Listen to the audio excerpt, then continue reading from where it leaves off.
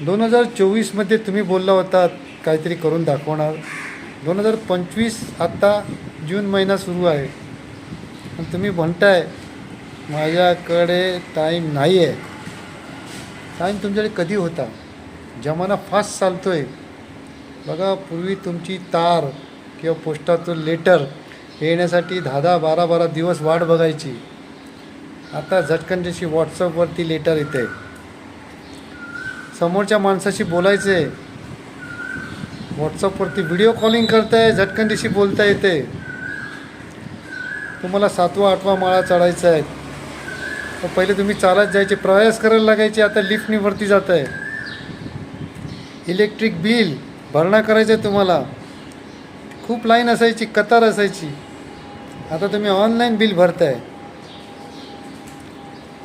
थोडं दूरचं अंतर पार करायचं आहे, विमानाने जात आहे, बरोबर ना? तरी म्हणतात तुमच्याकडे टाईम नाही. आई वडिलांकडे बसायला तुमच्याकडे टाईम नाही आहे. स्वतःची प्रगती करायला तुमच्याकडे टाईम नाही आहे. चांगले शब्द, चांगले विचार ऐकायला तुमच्याकडे टाईम नाही आहे. तुम्हाला टाईम कशासाठी आहे माहीत आहे? तुम्हाला नेटफ्लिक्सवरती पिक्चर बघायला टाईम आहे.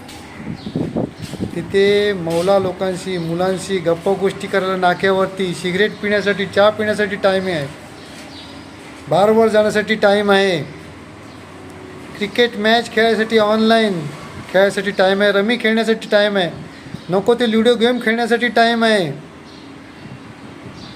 लेडीज डान्स बघायसाठी टाईम आहे तुमच्याकडे, पण तुमच्याकडे प्रगतीसाठी टाईम नाही आहे. हीच तर खंत आहे.